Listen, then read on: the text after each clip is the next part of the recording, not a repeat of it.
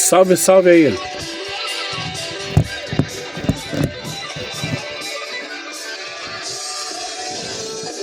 Pessoal,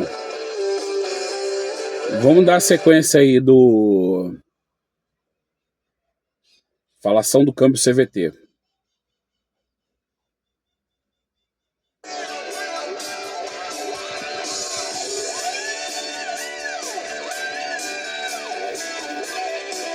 Bom, falei em alguns vídeos aí sobre o câmbio CVT e eu continuo andando com o carro, né? Não sou aquele cara que fica falando, o câmbio CVT é isso, o câmbio CVT é ruim, não sei o quê, né? Bom, a gente está falando do câmbio CVT, a nossa experiência. Então já tenho rodados aí uns... Peguei o carro com 21.800, tá com 23.990. Então já rodei aí mais ou menos 2.000 quilômetros. Viajei algumas vezes com ele, vou viajar de novo agora.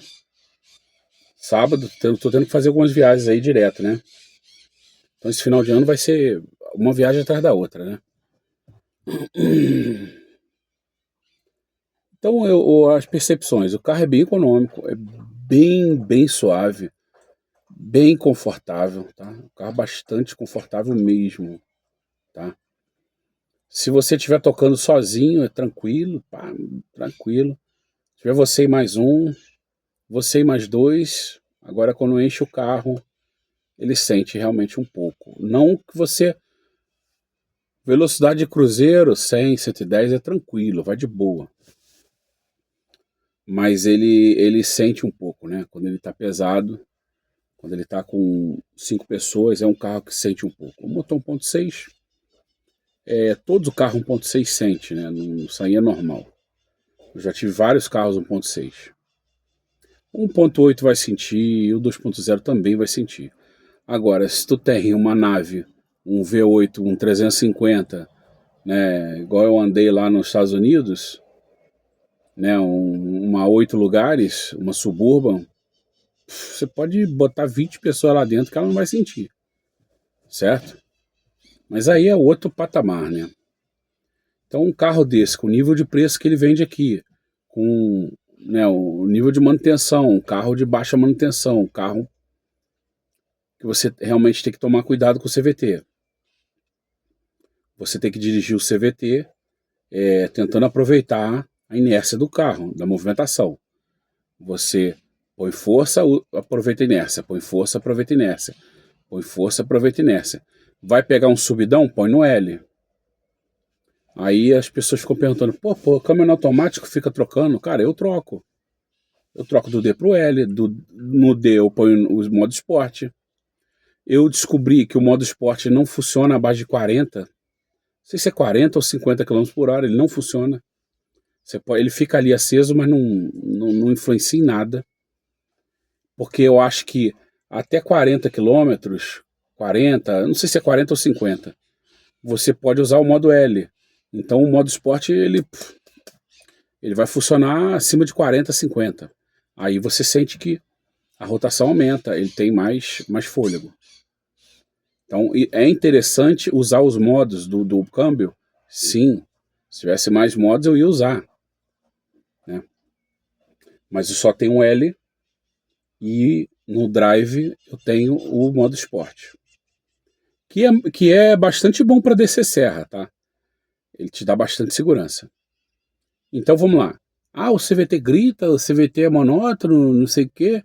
Esse negócio de gritar, cara, é porque, cara, você sai de um ambiente muito silencioso e aí você acelera. Então não é igual aos outros carros que são mais barulhentos, no normal, e aí você acelera, você não sente tanta diferença. Então isso eu já falei uma vez, tô repetindo aqui, é o que eu percebo nesse carro.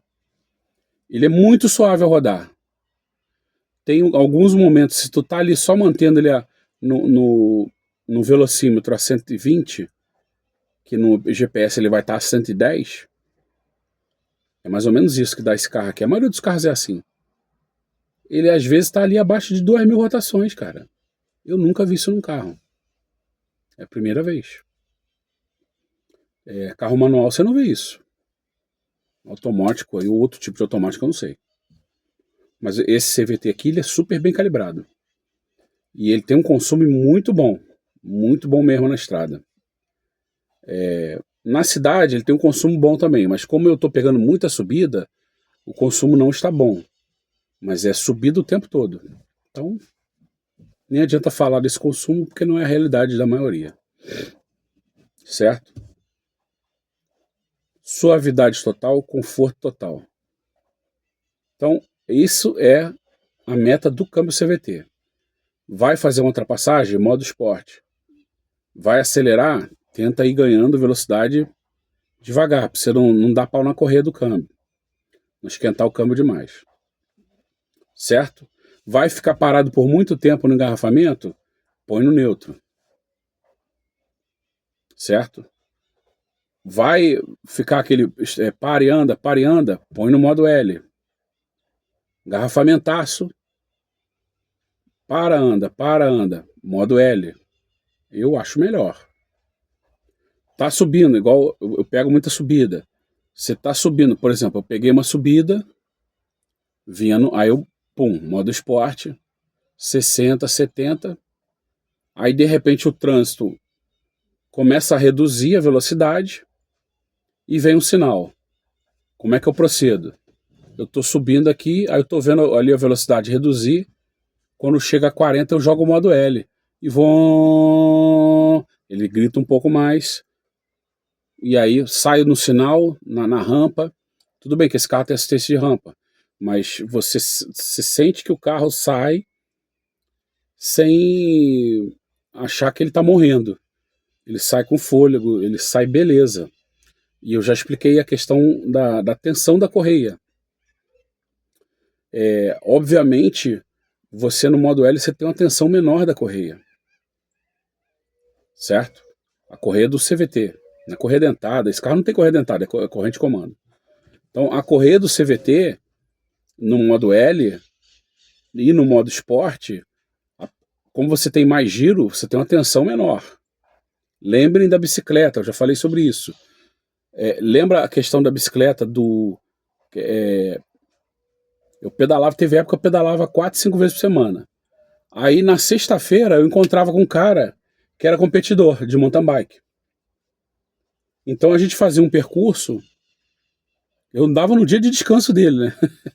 O dia de descanso dele era giro. Ficava lá. O tempo todo. Giro bem alto. Coroão, segunda marcha na traseira. Naquela época as bikes eram 24 ou 27 velocidades. Não é igual as de hoje. As de hoje estão totalmente diferentes a tecnologia. A de hoje tem uma coroa só, antigamente eram 3 coroas. A minha bike tem 3 coroas e 9 na traseira, né? No cassete. Então, pensando naquele modelo lá, que é o que regula com o CVT, essas que só tem uma coroa não regula com o CVT, com a ideia do CVT. As que tem 3 coroas e 9 na traseira, ou 10 na traseira, ou 8 na traseira, no cassete, é mais ou menos a ideia do CVT. Então, você está ali numa velocidade a 23, 24 km por hora na bike, girando, a tensão da correia é quase nenhuma. Joga no último cassete, você vai começar a forçar, aí a corrente vai começar a pegar peso. É a mesma ideia.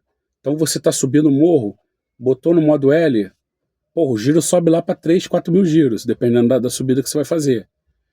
Correia girando muito, o motor subindo sem fazer esforço, sem fazer muita força, né, sem ter aquela tração, e a correr sem ter a tração.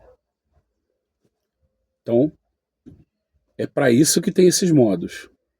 Então a gente tem que saber usar. Então, mas isso não é o tempo todo. O tempo todo, a maior parte do tempo, 70%, 80% do tempo, tu vai estar em drive normal. Certo? Então é isso. Uma outra coisa que eu percebi. Tem que tomar muito cuidado. Quando você liga o carro de manhã, ele fica na rotação acima de 1000 giros ali. Então, é bom você esperar pelo menos uns 40 segundos, 1 minuto, somente se estiver frio, para você engatar aqui. Senão ele dá uma... porque a rotação está muito alta. Então você pisa bem no freio e vai engatando. Outra coisa que me aconteceu esses dias, ele deu um tranquinho. Eu fui sair, a rotação estava alta, eu nem me liguei, o carro já estava na rua, eu achei que a rotação ia estar mais baixa, não, ela estava alta ainda. Quando eu fui engatar, ele deu um tranquinho. Por quê? Porque a rotação estava alta. Se a rotação estiver normal, ele não dá o tranquinho. Entendeu? E eu acho até que eu não estava pisando no freio. Por isso que ele deu aquele tranquinho. Mas enfim, é porque os módulos se entendem ali, né? O ideal é esperar a rotação baixar um pouco. Pelo menos está em 1000, 1100 ali, porque ela vai até mais. Quando você liga de manhã aqui, ele fica nos 1400 mais ou menos, 1300, eu acho. Então esse momento é ruim de engatar. Bem ruim, aliás. Não é o adequado. Outra coisa que eu estou fazendo, eu desligo o carro, eu tento desligar ele em neutro. Aí passo para o parque com ele desligado. Quando eu vou sair, ligar o carro e vou sair para frente, não vou usar ré, aí eu piso no freio, boto em neutro antes de ligar o carro, ligo o carro, ponho no drive. Por que isso? Porque quando eu ligo ele no parque, engato a ré, ponho no neutro, a corrente engatou e soltou. Quer dizer, ali, se bem que esse carro tem conversor de torque, né? Eu já não sei se ele ou eu estou economizando a corrente do CVT, ou eu estou economizando o conversor de torque, com aquela primeira marcha. E com a ré, que a ré deve ser uma engrenagem, provavelmente. Eu não sei se o câmbio CVT, se ele gira ao contrário. Aí eu não vou saber. Porque normalmente o câmbio ele não gira ao contrário. O que ele faz é entrar uma outra engrenagem para inverter a posição. Mas ele está girando para o mesmo... O eixo-piloto está sempre girando na mesma posição. O câmbio manual, estou querendo dizer. Esquece o CVT agora. O câmbio manual, a engrenagem da ré. O eixo-piloto continua girando na mesma direção e entra uma engrenagem entre a ré, a marcha ré e o eixo-piloto, entra uma segunda engrenagem que é ali que vai girar ao contrário. Porque se ele engatar o eixo-piloto, a polia ali do eixo-piloto, engatar direto na ré, ele vai andar para frente. Então precisa entrar uma outra engrenagem, polia, engrenagem, né? Para poder fazer a ré. Então eu não sei se o câmbio CVT gira ao contrário. Então provavelmente isso é feito com alguma engrenagem. Ou no próprio conversor de torque, que esse câmbio tem conversor de torque. Pelo menos eu vi num vídeo aí, um cara da Nissan, um técnico da Nissan, desmontando esse câmbio. Mostrou lá o conversor de torque, mostrou um monte de coisa. Então, mas nessa de você evitar... se eu for sair para trás, eu deixo no parque. Se eu tiver que dar ré. Igual aqui, onde eu tô aqui, eu tenho que dar ré. Então eu deixo ele no parque. Mas o carro tá parado na rua. Eu saio direto para frente, não preciso dar ré na vaga. Às vezes você tem que dar ré na vaga para poder sair. Não, aqui eu já saio direto. Eu ligo em neutro e puxo pro drive. Eu não vou engatar ré. Para que engatar ré? Para que eu vou ter um engate e um desengate? Então essas coisas eu fico observando aqui. Certo? Bom, eu sou meio... Vocês viram que eu sou meio tantã da cabeça, né? Um cara maluco que vai ficar imaginando ficar trocando marcha em câmbio automático, né? Mas, como eu sou assim, eu já fico logo bolando. Pô, o que eu vou fazer nessa subida? O que eu vou fazer nessa descida de serra? Desci a serra com chuva, não sei o que, tranquilo. Aí tem o controle de estabilidade, fica ligado, né? Normal. E o modo esporte.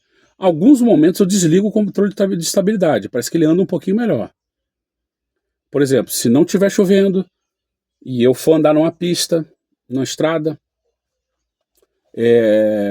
tá aquele tempo sol, a pista tá tranquila e eu vou andar em velocidade cruzeiro, eu desligo o controle de estabilidade.